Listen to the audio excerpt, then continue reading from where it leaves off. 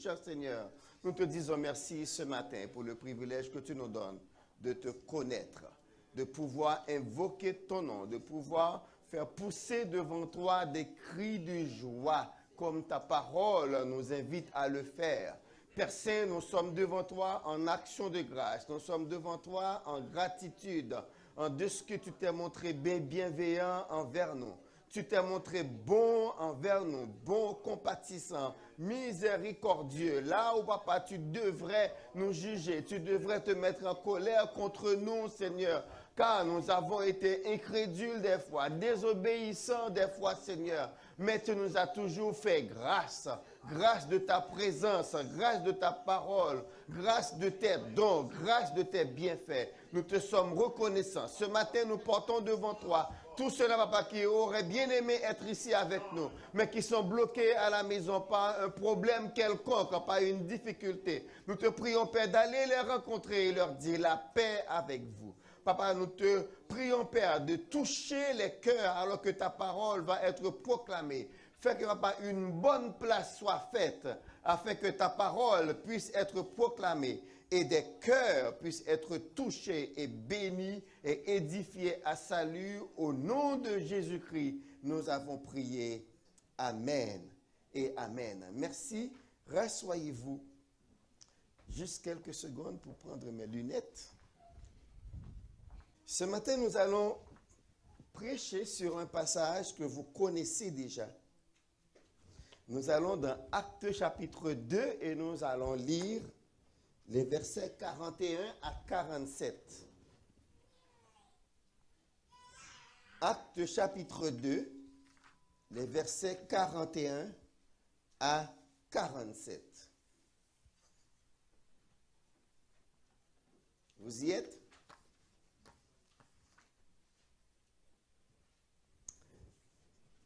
Les chrétiens. Acte 2, 41 à 47. Pouvons-nous lire ensemble? Ceux qui acceptèrent sa parole furent baptisés. Et en ce jour-là, le nombre de disciples s'augmenta d'environ 3000 âmes. Ils persévéraient dans l'enseignement des apôtres, dans la communion fraternelle, dans la fraction du pain et dans les prières. La crainte s'emparait de chacun et il se faisait beaucoup de prodiges et de miracles par les apôtres. 44. Tous ceux qui croyaient étaient dans le même lieu et ils avaient tout en commun. Ils vendaient leurs propriétés et leurs biens et ils en partageaient le produit entre tous selon les besoins de chacun. Ils étaient chaque jour tous ensemble, assidus au temple. Ils rompaient le pain dans les maisons et prenaient leur nourriture avec joie et simplicité de cœur, louant Dieu et trouvant grâce auprès de tout le peuple. Et le Seigneur ajoutait chaque jour à l'Église ceux qui étaient sauvés. Amen. Nous avons lu ces 7 versets qui constituent la fin de ce chapitre 2 du livre des Actes. Mais notre prédication ce matin va se concentrer sur les 3 premiers versets, 41, 42 et 43. Nous nous concentrerons donc sur ces 3 versets.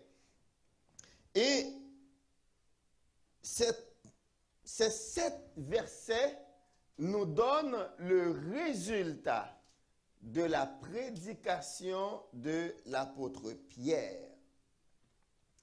Si vous voulez avoir une idée de l'ensemble du chapitre, je vais vous lire un extrait d'une note de section que vous pouvez retrouver dans le livre dans la version Semeur.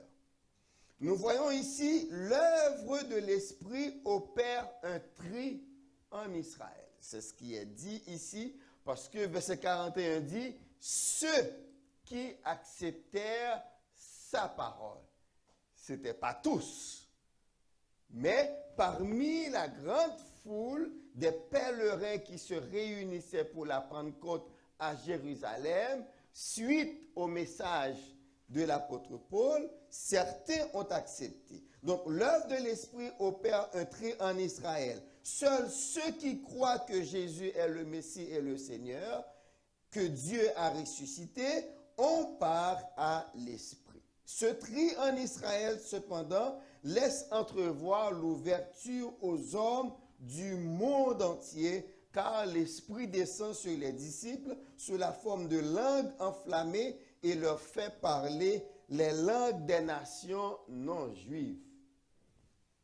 Donc, quand l'Esprit est descendu, les disciples des Galiléens, ils parlaient beaucoup de langues. Et malheureusement, et la technologie ne nous le permet pas, mais on pourrait vous montrer la provenance des pèlerins qui étaient à Jérusalem ce jour de la Pentecôte. Donc, l'Esprit a porté les disciples juifs à parler les langues des nations non juives. Cette réunion des langues annonce que dans le peuple de l'Esprit, Dieu réunirait sous la seigneurie du ressuscité ceux qu'à Babel il avait désunis.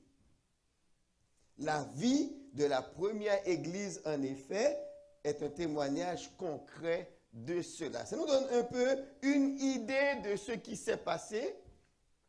Quand ici, le commentateur parle de tri, rappelez-vous que toutes les activités du peuple d'Israël s'étaient concentrées autour du temple.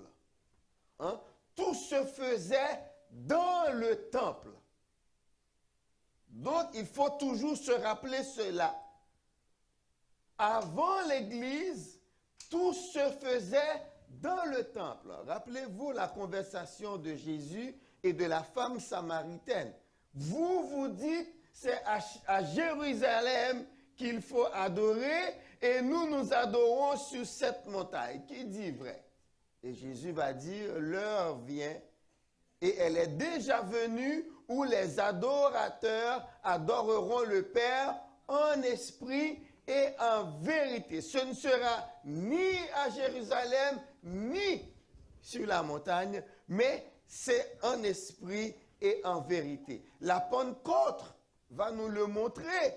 Parce que alors que les sacrificateurs, les Lévites, certaines personnes étaient dans le temple pour célébrer, pour offrir le sacrifice qu'ils devraient offrir, dans le temple, Dieu attire l'attention du peuple sur une maison, sur une autre maison. Il dit, ce jour-là, les disciples étant réunis, il survint un bruit comme celui de grandes eaux, d'un vent impétueux. Et ainsi, tout le monde tournait dos au temple et l'attention était attirée maintenant sur la chambre haute. Donc, Dieu faisait déjà un changement de dispensation, que les choses ne vont plus se concentrer dans le temple, mais maintenant c'est où l'Esprit de Dieu attire son peuple. Et l'Esprit de Dieu attirait l'attention de toute la populace sur la chambre haute où se réunissaient 120 disciples, et ces disciples-là s'étaient mis à parler en des langues étrangères que les étrangers qui étaient venus pour la fête comprenaient.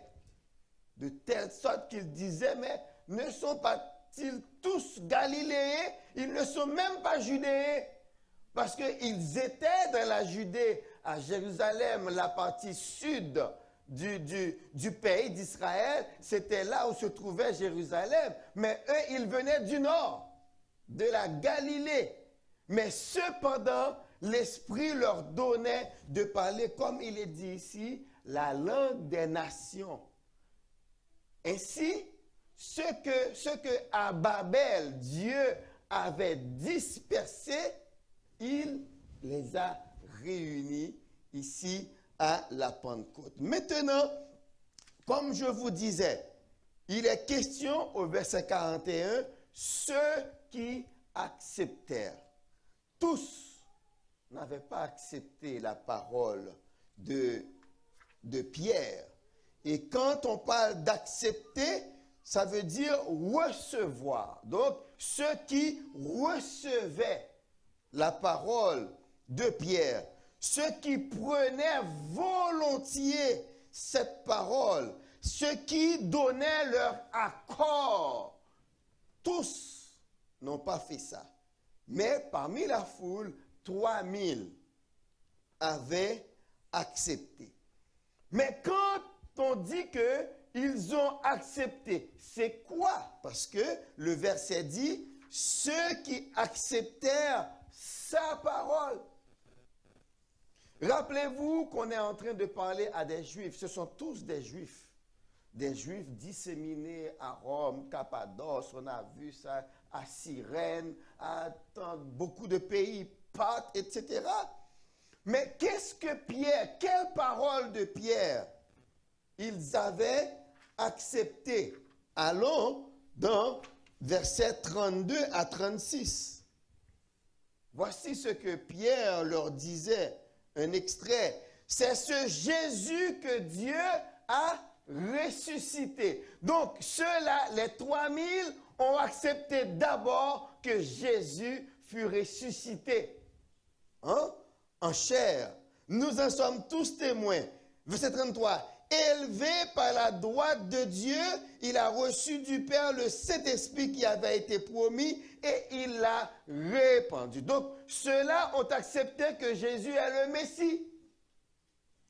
Ils ont accepté également qu'il est le Seigneur parce qu'il a répandu, comme vous le voyez et l'entendez. Car David n'est point monté au ciel, mais il dit lui-même, le Seigneur a dit à mon Seigneur, assieds-toi à ma droite, jusqu'à ce que je fasse de tes ennemis ton marchepied. Que toute la maison d'Israël sache donc avec certitude que Dieu a fait Seigneur et Christ, ce Jésus que vous avez crucifié. Donc ces 3000 ont accepté que Jésus est le Messie, que Jésus est fils de Dieu, que Jésus est Dieu, que Jésus était mort, mais maintenant il est vivant.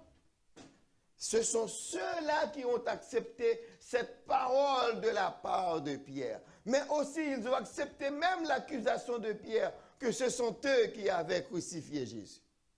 Ils ont accepté tout ça et la Bible dit, ils se sont fait baptiser et ils ont, et maintenant le nombre est passé à 3000. Donc, comme je vous disais, le problème en ce temps, c'était de porter un juif à accepter que Jésus est le Messie. Ce n'était pas facile. D'ailleurs, vous allez voir tout le problème que l'apôtre Paul va avoir pour prêcher ce message, que Jésus est le Messie, que Jésus est le Seigneur du monde. Donc, c'était ça que ces Juifs avaient accepté. Et au verset 42, on nous donne c'est quelles habitudes ces 3000 qui avaient accepté Jésus-Christ, unis aux apôtres, quelles sortes d'habitudes ils ont adoptées. Et nous retrouvons ici les 4 éléments de la persévérance des premiers chrétiens. Je sais que frère Isaac, frère Mario, nous en ont beaucoup parlé à l'école dominicale, mais je voulais vous les rappeler. Parce que le verset 43 va nous dire quelque chose à laquelle toutes les églises locales du monde, nous aspirons à ça, à être une église de puissance, pour qu'il y ait des prodiges, pour qu'il y ait des miracles. Mais écoutez, il y a quelque chose qu'ils avaient fait. La Bible dit, premièrement, ils persévéraient dans l'enseignement des apôtres. c'est quoi quand on parle de l'enseignement des apôtres? À quoi se résume l'enseignement des apôtres? J'ai quelque chose que j'avais préparé pour vous, mais malheureusement, la technologie ne nous permet pas de le voir. Mais je vais lire pour vous un encadré que j'ai retrouvé encore dans le livre, dans la Bible du Semeur, à propos du message des apôtres, et je lis pour vous. À travers le livre des Actes, Luc fait brièvement le résumé de plusieurs sermons prononcés par les apôtres. Les principaux thèmes de ces sermons ont été rassemblés par un érudit. Il a appelé l'ensemble de ces thèmes le kérygme, ce qui signifie le message du héros, H-E-R-A-U-T, celui qui proclame, le proclamateur. C'est le héros, c'est ça le kérygme. On donna en effet à ces premiers prédicateurs le nom de héros parce qu'ils proclamèrent le message de Dieu de manière à qu'il soit entendu par tous. Donc les apôtres, ils proclamaient un message tout haut afin que tous puissent parvenir à entendre ce message. Voici le message des apôtres. Premièrement, l'ère du Messie annoncée par les prophètes avait commencé avec l'avènement de Jésus et de son royaume. Donc Jésus a commencé de régner. Déjà, c'est ce que les disciples disaient. Deuxièmement, Jésus avait passé sa vie à faire le bien. Il avait manifesté sa puissance. Il était mort, non pas seulement du fait des complots de ses ennemis, mais parce que cela s'inscrivait dans le plan de salut prévu par Dieu. Jésus avait été ramené à la vie. Dieu l'avait élevé et qu'il occupait désormais une place d'autorité et de puissance. Il va revenir et il jugera tout homme. C'est le deuxièmement du message des apôtres. Troisième partie du message des apôtres, le Saint-Esprit est venu et il sera donné à tous ceux qui se repentent et mettent leur confiance en Jésus. Le Saint-Esprit est donné à tous ceux qui mettent leur confiance en Jésus. Et quatrièmement, tous ceux qui se repentent, eh bien, reçoivent le pardon de leurs péchés. Ils seront baptisés, ce qui constituera un signe extérieur de leur foi. Donc, voici le résumé du message des apôtres. Quand il est dit ici, ils persévéraient dans l'enseignement des apôtres. Et ce que les apôtres faisaient également, c'est prendre l'Ancien Testament et montrer là-dedans tout ce qui concernait Jésus. Ce que Jésus avait fait aux deux disciples d'Emmaüs. C'était ça le message parce que en ce temps-là, ils n'avaient pas encore le Nouveau Testament. Hein? Quand les apôtres donnaient leur enseignement lors de la première église, eh bien, le Nouveau Testament était en construction. Mais ils utilisaient l'Ancien Testament pour montrer qu'à travers tout l'Ancien Testament, Jésus était annoncé, que tout cela allait se faire. Et effectivement, il montrait que cela se faisait, et voilà pourquoi les gens croyaient. Parce que c'était évident, ils étaient tous témoins de ce que les apôtres annonçaient. Donc quand il a dit, ils persévéraient dans l'enseignement des apôtres, eh bien c'est ça. Ils l'écoutaient une première fois, ils l'écoutaient une deuxième fois, une troisième fois, ils persévéraient jusqu'à ce qu'eux-mêmes, ils soient en mesure de l'annoncer à leur tour. C'est ce que les disciples faisaient. Ils enseignaient que Jésus est le Messie, il est le Seigneur et que c'est par son nom qu'on peut obtenir le pardon et la vie éternelle.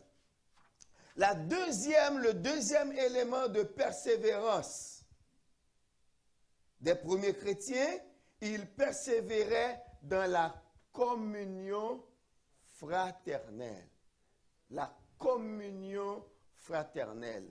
Le mot grec, c'est le koinonia. Le koinonia.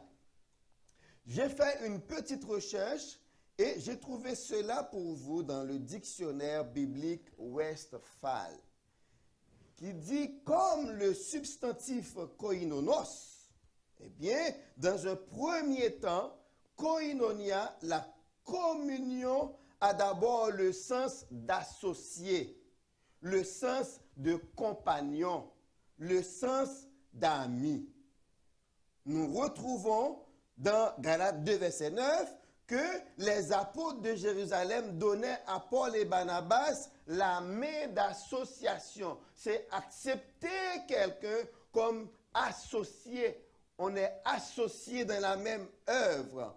On nous parle de l'amitié de Paul et de Philémon. Dans Philémon 1, 17, il y a Jacques et Jean qui ont été des associés, des koinonos de Pierre. C'est ça, associé. Mais le mot communion a un autre sens. Ça désigne aussi la participation des chrétiens à l'assistance que l'on doit aux saints. Donc, en fait, la communion fraternelle, c'est le vivre ensemble des frères. Le vivre ensemble chrétien. C'est notre manière de nous rejoindre, d'être le compagnon des uns et des autres et de vivre ensemble. Voici ce que je lis ici. La communion fraternelle est la koinonia où s'exprime la réalité de notre communion avec Dieu et Jésus. Tout à l'heure, je vous l'ai dit pendant la Sainte Seine, la qualité de nos relations témoigne de la qualité de nos relations avec Dieu. Et c'est ce que j'en dis. Donc, si nous n'avons pas de communion fraternelle, dans la communion fraternelle, on voit la sensibilité que nous avons de reconnaître la souffrance chez notre frère, notre soeur, et d'essayer de pallier à cette souffrance. La sensibilité de voir un besoin chez le frère et d'y répondre. La sensibilité d'aller vers lui. Et c'est ça la communion fraternelle. Il y a des gens qui pensent que la communion fraternelle, c'est la Sainte Seine. Ce n'est pas la Sainte Seine. Ce n'est pas la Sainte Seine. C'est la manière de vivre ensemble. Dieu nous place ensemble. Et on montrait cela avec les premiers chrétiens. La Bible dit, ils vendaient ce qu'ils possédaient et remettaient le produit aux apôtres qui le distribuaient aux autres selon leurs besoins. Il y a des gens qui disent, on reconnaît ici le communisme. Non, ce n'est pas le communisme. Parce qu'il y a un facteur qui est très important, qui manque dans le communisme que nous retrouvons ici. Ici, tout se faisait volontairement. Tout se faisait volontairement. Et c'est pour cela que Pierre va sévir contre Ananias et Saphira. Il va leur dire, mais si vous ne l'avez pas vendu, votre champ resterait vôtre.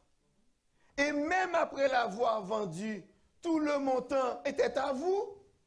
Mais vous n'avez pas besoin de mentir. C'est à vous. Il faut faire les choses de manière volontaire et non pas chercher une sorte de reconnaissance qui ne vous revient pas.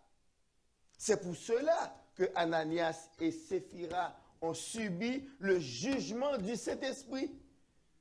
Parce qu'ils voulaient tromper. Donc c'est ce qui manque parce que dans le communisme, c'est l'État qui fait main basse sur vos biens.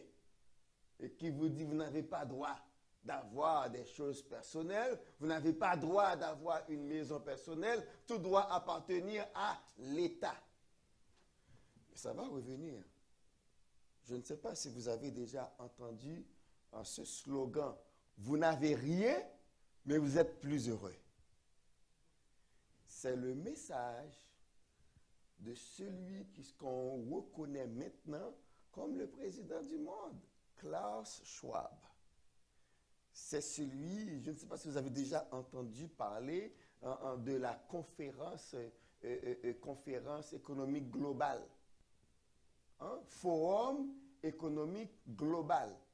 Eh bien, ce forum a été mis sur pied par un monsieur qu'on appelle Klaus Schwab, K-L-A-U-S, Klaus Schwab, et c'est lui maintenant qui gouverne le monde. Presque la majorité des leaders mondiaux sont à ses pieds. Il y a plusieurs de ce qu'on appelle les jeunes leaders mondiaux. On les appelle jeunes leaders. Donc, ils sont tous sous la gouvernance de Klaus Schwab. Il y a certaines choses, certaines politiques que vous voyez passer dans le monde. Vous pensez que c'est pour le peuple, mais non. C'est pour répondre aux desiderata de ce monsieur. Lui, il dit d'ici 2030, eh bien, vous n'allez rien posséder, mais vous allez être plus heureux. C'est le slogan. Vous avez juste à aller sur Internet et vous verrez tout ce qui est dit selon ce slogan. Eh bien, et on va tout prendre. Et maintenant, on est en train de le faire. Actuellement, il y a des agricoles, des fermiers qui ont perdu leurs champs. Il y a des industriels qui ont perdu leur industrie parce qu'on est en train de prendre tout ça. Vous n'avez rien, mais vous êtes plus heureux. C'est ce que promet l'homme. C'est le nouveau slogan. Vous n'aurez rien, mais vous serez plus heureux parce qu'on va prendre soin de vous. Vous allez pouvoir tout commander en ligne, par Internet, et on va tout vous livrer par drone. Juste vous montrer en ligne, vous commandez, et puis la chose vous est livrée chez vous par drone. Donc, c'est à cela qu'on travaille maintenant. Quand on parle de l'intelligence artificielle, eh bien, on parle de tout cela. On parle de tout cela. Donc, c'est très important, la communion fraternelle. La Bible dit, les premiers chrétiens persévéraient. Et laissez-moi vous dire, c'est quoi la grande hérésie dans le monde chrétien? La grande hérésie que nous trouvons dans le dictionnaire de biblique Westphal, il dit, la grande hérésie dans le monde chrétien n'est pas d'ordre intellectuel, elle est d'ordre moral. Elle est dans le fait que des disciples qui se réclament du même Sauveur et participent aux mêmes bénédictions spirituelles, mais ils se refusent à s'aimer. Ils se refusent à se comprendre, ils se refusent à se supporter, à s'entraider les uns les autres, et qu'ils en viennent même, sous prétexte de zèle, à haïr et à persécuter des frères. Voici la grande hérésie du monde chrétien. Et moi, je n'arrive pas vraiment à le comprendre. J'ai dû dire à un confrère, on n'est pas concurrents.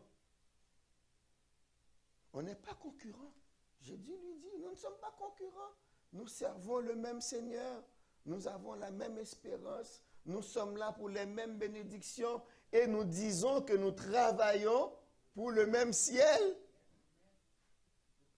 Nous disons que nous irons, que nous allons hériter le même ciel. Mais cependant, nous ne pouvons pas nous mettre ensemble pour prêcher cet évangile qui va amener les gens à accepter Christ pour leur salut. Mais c'est quoi l'affaire? C'est la grande hérésie. C'est la grande hérésie. Pourquoi dans une même église, il ne peut pas y avoir plusieurs pasteurs? Chacun responsable de ministères différents. Pourquoi est-ce que les médecins sont plus intelligents que les chrétiens? Parce que on trouve des polycliniques où chaque médecin travaille dans son domaine et ils fonctionnent ensemble. Mais pourquoi dans l'église de Jésus-Christ, nous ne pouvons pas mettre ensemble nos forces et utiliser cette synergie pour prêcher l'évangile. Pourquoi ne pouvons-nous pas le faire? Nous devons nous chasser et se considérer comme des bourriques. Chaque bourrique brade de son pâturage. Mais non, nous sommes tous des chrétiens. Et c'est ça la grande hérésie, le manque de communion fraternelle. Et ne vous y trompez pas, il y a de très bons messages sur la communion fraternelle. Comment on devrait s'aimer. Aimez-vous les uns les autres. Aimez-vous les uns les autres. Mais cependant, tel autre pasteur ne doit pas s'approcher de mon troupeau. Vous n'avez pas de troupeau. Nous n'avons pas de troupeau. Moi, je n'ai pas de troupeau, moi. Vous n'êtes pas mon troupeau. Nous sommes tous le troupeau de Jésus-Christ. C'est l'église de Jésus-Christ. Il nous a placés ici pour montrer au monde comment bien vivre. C'est ce que nous devons faire. Comment les uns s'occupent des besoins des autres, pas les affaires des autres. Les affaires de l'autre, laisse-le s'occuper de cela avec son maître. Mais s'il a un besoin, comme tout à l'heure je disais, nous ne voyons, nous ne percevons la réalité avec nos sens. Si je vois quelqu'un qui vient à l'église tout le temps avec la petite veste qui commence déjà à se déchirer, mais mes yeux l'ont vu. Si Dieu me donne les moyens, je peux dire, mon frère, est-ce que nous pouvons faire une sortie ensemble? Je vais venir te chercher. Nous allons sortir ensemble. On va où? Ah, on va prendre un café ensemble. Vous l'emmenez chez un marché-tailleur. Vous l'emmenez. Allez, essayez des vestes. Et puis, s'il trouve une qu'il aime, vous l'achetez. Si le Seigneur vous donne les moyens. Et c'est ça l'amour fraternel, la communion fraternelle. Et si quelqu'un a des problèmes, vous avez de quoi l'aider. Vous n'hésitez pas à aider. Vous n'hésitez pas à subvenir aux besoins les uns des autres afin que l'autre soit heureux et joyeux dans le Seigneur. Et d'ailleurs, qu'est-ce qui va se passer quand vous aidez quelqu'un avec ses besoins? Il remercie le Seigneur pour vous. Et ça, c'est une grande bénédiction. Quand quelqu'un dit, Seigneur, je te rends grâce, merci. Merci pour frère Pressoir, merci pour sœur Osnande, merci pour sœur Paula, merci pour sœur Olga qui a pensé à moi. Bénis sa maison. Oh, c'est de la bénédiction. Quand les enfants de cette personne ont de quoi manger, mais ils vont prier et remercier le Seigneur à cause de vous. C'est ce que l'apôtre Paul dit aux Corinthiens. Les dons que les gens ont envoyés ont suscité des actions de grâce. Et c'est ça votre richesse. Vous n'imaginez pas quand quelqu'un pense à vous et qu'il dit merci Seigneur. Même s'il ne dit rien d'autre. Seulement il pense à vous et il dit merci Seigneur. Il sourit quand il va rencontrer quelqu'un qui le rabroue, qui ne le respecte pas, qui le rabaisse, mais vous, il va penser à vous, comment vous l'avez accueilli, comment vous l'avez respecté, comment vous l'avez élevé, comment vous l'avez encouragé. Il va remercier le Seigneur pour vous. Et ça, c'est une grande bénédiction. Il y a même des commentateurs qui disent que c'est un compte en banque spirituelle qui est en train d'être garni pour vous. La communion fraternelle des chrétiens. N'oubliez pas la grande hérésie. Nous devons chasser cette hérésie de Béret. Nous devons prier pour que ça n'arrive pas. Nous devons prier pour que la communion fraternelle persiste. Pour que nous soyons des gens sensibles aux besoins des autres. Et que, comme apôtre Paul de la renommée de la foi des gens de Rome à travers le monde, j'aimerais aussi qu'un jour qu'on parle de Béret comme une assemblée où les gens vraiment vivent en frères et en sœurs. Ils persévéraient dans la communion fraternelle. Ils persévéraient également dans la fraction du pain. Mais avant d'aller dans la fraction du pain, j'ai deux illustration que j'aimerais partager avec vous. C'est dans un article de Rick Warren. Pourquoi se réunir avec d'autres croyants, toujours dans la communion fraternelle? Il dit que là où il a grandi, il y avait beaucoup de séquoias. Le séquoia, c'est un grand arbre. Mais le séquoia a un défaut. Ses racines ne sont pas profondes. Mais maintenant, comment est-ce que le séquoia peut résister contre les vents, les tempêtes, etc.? Eh bien, vu que les racines, il est vrai que les racines ne sont pas très profondes, mais les racines de l'un s'entremêlent aux racines de l'autre. Et voilà comment le séquoia qui est un grand arbre, il peut résister contre les grands vents qui pourraient l'abattre. Mais pourvu que, à la base, il y a cette communion entre eux, les racines de l'un s'entremêlent aux racines des autres, eh bien, ça constitue une force. Ils sont des arbres puissants, très hauts, mais aussi, vu que leur force se trouve dans le fait qu'ils s'entremêlent, il y a une communion fraternelle entre eux. Il y a une autre illustration que j'aimerais vous donner aussi, c'est la neige. On dit qu'une seule flocon de neige est très vulnérable. Un petit flocon de neige tout seul est très vulnérable. Mais cependant, quand ils sont ensemble, vous qui vivez au Québec, vous connaissez les dégâts qu'un amas de neige peut faire. Et quand vous voyez un amas de neige, pensez à un ensemble de petits flocons vulnérables et fragiles, mais qui se mettent ensemble pour faire un amas. Voici un exemple de la communion fraternelle. C'est pour cela que Dieu nous appelle à cultiver cette communion entre nous, afin que même si seuls nous sommes faibles, mais quand nous sommes ensemble, nous constituons une force. De telle manière que les faiblesses de l'un puissent être compensées par la force de l'autre, et ainsi les forces que nous avons entre nous constituent cette synergie qui puisse aller à la conquête du monde. C'est à cela que nous sommes appelés. Personne ne peut se dire qu'il ne vaut rien. Vous valez quelque chose. D'ailleurs, Jésus-Christ a donné sa vie pour vous. Ça veut dire que vous coûtez cher.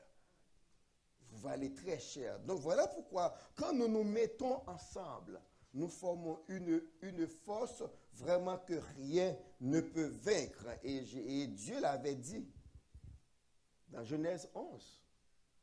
Parce que les gens étaient unis, ils parlaient une seule langue, ils avaient un seul objectif, ils se mettaient ensemble, eh bien, ils pouvaient réaliser tout ce qu'ils voulaient. Mais nous aussi, nous le pouvons. Juste en nous mettant ensemble, nous pouvons réaliser de grandes choses pour le Seigneur. Mais c'est ensemble. Donc, c'est pour cela que nous vous invitons à nous réunir pour prier ensemble. Parce que si tout seul ma prière est faible, mais ensemble, nos prières peuvent s'élever devant le trône de Dieu. Et quand Dieu fixe la terre, il voit un groupe. Rappelez-vous les paroles de Jésus en Matthieu 18. Si 2 ou 3 s'accordent sur la terre pour demander une chose, Dieu va le leur accorder. Imaginez que vous et moi, nous nous mettons ensemble pour réclamer de Dieu la conversion du Québec. Imaginez que nous nous mettons ensemble pour prier jour après jour pour la conversion du Québec. Pensez-vous que nous le verrons? Eh bien, c'est la parole de Dieu. Parce qu'il dit, si 2 ou 3 s'accordent pour demander une chose. Donc, moi, ma prière, vous savez qu'il y a beaucoup de leaders évangéliques, qui sont très fiers de ce qu'ils sont reconnus par les gouvernements provinciaux ou bien par le gouvernement fédéral. Mais très souvent, quand on regarde, c'est pourquoi ils sont reconnus. Parce qu'ils font des œuvres sociales. Mais moi, je n'aurais pas aimé être reconnu parce que je fais des œuvres sociales, mais que c'est important d'en faire. Parce que Jésus-Christ avait dit, donnez-leur vous-même à manger. Mais moi, j'aurais aimé être reconnu comme quelqu'un qui prie. J'aurais aimé être reconnu comme quelqu'un, quand il prie, sa prière est exaucée. Et nous pouvons l'être ensemble. Béret peut être cette assemblée qui est reconnue que quand on met un besoin, quand on met une requête devant l'assemblée de Béret et que Béret prie, le ciel entend. Pourquoi? Parce qu'ils sont unis. Nous sommes un peuple uni. On s'unit pour faire l'œuvre de Dieu. Nous pouvons réaliser de grandes choses. Oui, nous pouvons donner à manger beaucoup. Nous pouvons vêtir beaucoup de gens. Nous pouvons donner beaucoup de cadeaux aux enfants. Mais ce qu'il nous faut faire, surtout, nous devons être reconnus comme une communauté. S'il y a un grand problème dans le pays, qu'on puisse faire appel à nous pour prier. On peut passer un coup de fil à l'un de nous. Qu'on puisse dire, demandez à votre église de prier pour nous. Moi, j'aimerais qu'un jour, les responsables du Québec sachent que la prière des chrétiens a une grande efficacité. Mais c'est à nous de le demander à Dieu, et Dieu le fera. Pour que les chrétiens soient reconnus comme des gens, quand ils prient, l'Éternel entend. Et quand il y a de grands problèmes, quand le gouvernement se retrouve devant une grande difficulté, qu'ils appellent aux chrétiens et leur demandent de prier. Réunissez-vous, priez, car la patrie est en danger. Réunissez-vous, priez, il y a un grand risque. Quand, mettons que Québec serait menacé par une grande tempête, qu'on puisse appeler les chrétiens pour leur dire, réunissez-vous, priez. Moi, je prie pour cela. Mais ça va se faire, c'est quand nous persévérons dans la communion fraternelle. C'est quand nous persévérons dans la fraction du pain. Fraction du pain, selon Semeur, ce serait un repas commun où la scène est prise, où l'on prend la Sainte Seine. Selon la version Vie Nouvelle, c'est tout simplement la Sainte Seine, la fraction du pain. Parce qu'on le dit, pendant le repas, Jésus prit du pain et il le rompit. C'est ça la fraction du pain. C'est le fait de casser le pain et de le partager entre plusieurs. Donc, quand les chrétiens persévéraient dans la Sainte Seine, il y avait la communion fraternelle. Les uns vendaient ce qu'ils possédaient pour subvenir aux besoins des autres. Et c'était très important. Hein? Pourquoi?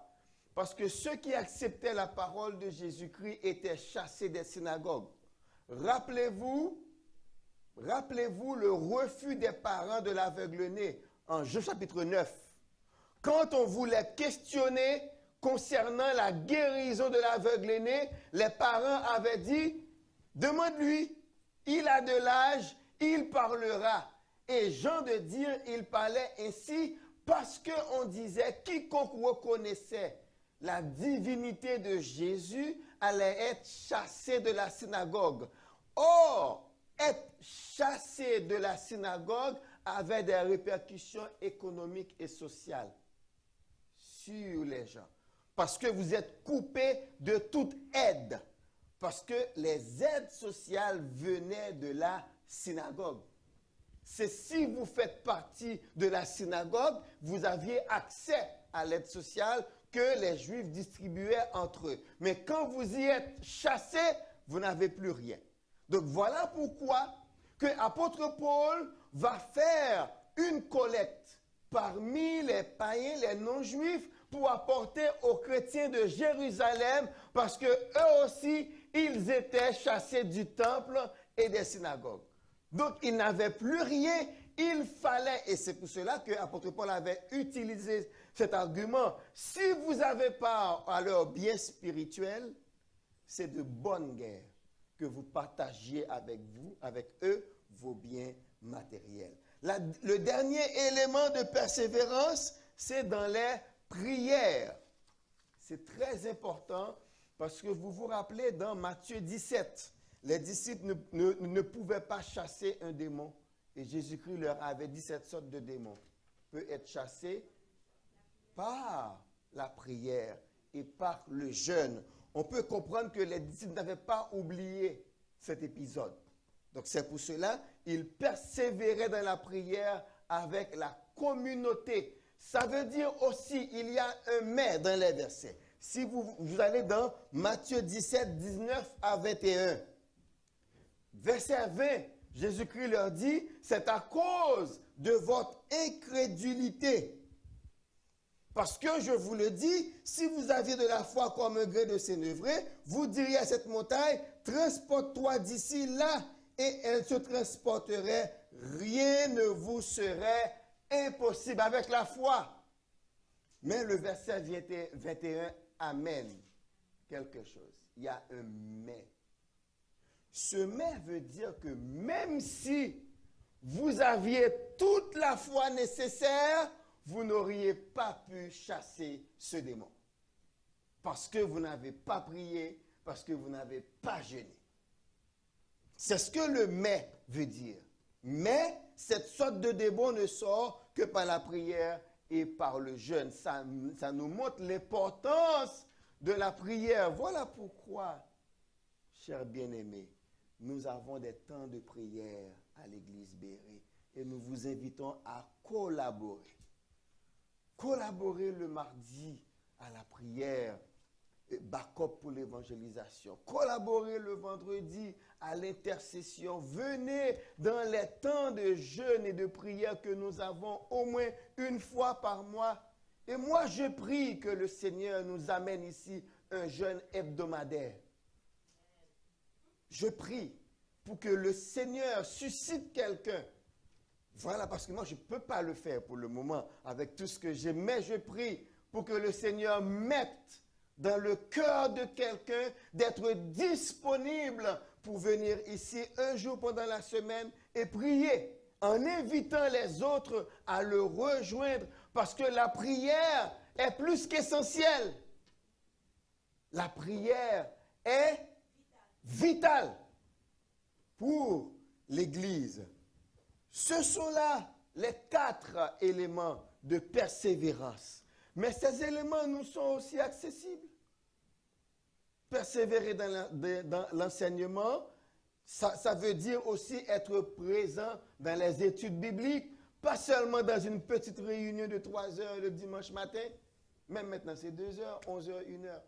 Pas seulement ça, mais persévérer aussi, persévérer dans les études bibliques, persévérer dans les études personnelles. Lisez la Bible pour vous-même. Non seulement pour écouter un message, mais pour vous. Parce que la parole de Dieu est l'aliment de l'âme. Vous avez un corps, vous avez un esprit, vous avez une âme. Nous avons banane, patate, igname, du riz, pois pour le corps. On le fait très bien. Pour l'esprit, nous avons l'instruction. Et pour l'âme, nous avons la parole de Dieu. Il faut nourrir son âme par la parole de Dieu. Et le verset 43 donne le résultat. La crainte s'emparait de tous. Et il se faisait des prodiges et des miracles. Ce que nous pouvons faire aussi, parce que la Bible dit, ces miracles accompagneront ceux qui auront cru. Ce n'est pas moi qui ferai les miracles pour vous, mais c'est vous-même qui direz à votre montagne de se déplacer. Le Seigneur vous donne ce pouvoir. Vous l'avez. Vous avez ce pouvoir. Vous n'avez pas besoin que c'est quelqu'un qui vienne ici pour faire une prière de guérison. Oui, ça peut se faire. Mais vous, quand vous êtes malade, vous pouvez juste mettre la main sur le doigt qui vous fait mal et au nom de Jésus-Christ, vous priez pour vous-même. Le Seigneur va vous écouter. C'est sa parole. Vous pouvez prier pour vos enfants. Vous pouvez. D'ailleurs, quand à 1h du matin, un enfant a une fièvre de 40 degrés, vous pouvez mettre la main sur l'enfant dans le nom de Jésus-Christ. C'est chez vous, avec vous. Dites-vous bien que votre médecin est toujours auprès de vous. Votre spécialiste est toujours avec vous. À tout moment, vous pouvez invoquer le nom de Jésus sur n'importe quelle situation. Et puis, on est certain, parce que sa parole dit, il répondra. Donc, nous prions que nous soyons cette église pleine de puissance, mais aussi une église qui persévère dans l'enseignement de la parole de Dieu, la communion fraternelle qui vit bien, nous vivons bien entre les frères et les sœurs, dans la fraction du pain, la Sainte Seine et dans les prières. Pouvons-nous nous mettre debout? On se met debout pour terminer, afin que le Seigneur fasse de nous cette église de puissance, une église de la parole, une église de la prière, une église de communion fraternelle et qui va donner une église de puissance. J'aimerais que vous priez afin que l'église Béret devienne cette église. Prions ensemble et demandons-le au Seigneur. Cher Seigneur, merci pour ta parole qui nous rappelle les éléments de persévérance des premiers chrétiens et qui avait fait d'eux, Seigneur, une assemblée de puissance où il se faisait des prodiges, il se faisait des miracles, des démons étaient chassés, papa. Des âmes étaient sauvées, papa. Il y a eu beaucoup de délivrance, il y a eu beaucoup de guérison parce que, papa, les chrétiens persévéraient dans la parole de Dieu. Et ce matin, ton serviteur avait dit à l'école du dimanche, Seigneur, comment c'est très important que nous connaissions la parole, car la parole alimente nos prières. Que nous ne connaissons pas la parole, nos prières sont faibles et stériles, et nos prières sont très courtes, parce qu'on n'a pas la parole pour alimenter la prière. Mais quand nous connaissons la prière, nous pouvons faire appel à la parole de Dieu, et ça alimente nos prières. Nous pouvons faire appel aux promesses de Dieu pour dire, Seigneur, ta parole me dit ça, ta parole me dit ça, ta parole me dit ça, et je me tiens sur cette parole, et je viens devant toi avec cette situation, et ta parole me dit, si je t'évoque, tu vas répondre, car il est dit, recommande ton sort à l'Éternel, mets en lui ta confiance, et il agira. Papa, nous voici devant toi en tant qu'Église, et nous te prions de faire de nous cette Église qui persévère dans l'enseignement de la parole de Dieu, la communion fraternelle, fraction du pain et les prières. C'est ce que nous te demandons au nom de Jésus qui vit et qui règne au siècle des siècles. Amen. J'aimerais prendre le temps de vous remercier, vous qui avez fait le déplacement pour venir adorer avec nous, et vous qui nous avez suivis sur les réseaux sociaux, Zoom ou bien YouTube. Nous espérons que cette matinée vous a béni, vous a enrichi. Que la grâce de notre Seigneur et Sauveur Jésus-Christ, l'amour de Dieu le Père, la communion de cet esprit reste et demeure dans le cœur de chacun de nous, dès à présent et pour toujours. Amen et amen. Soyez bénis.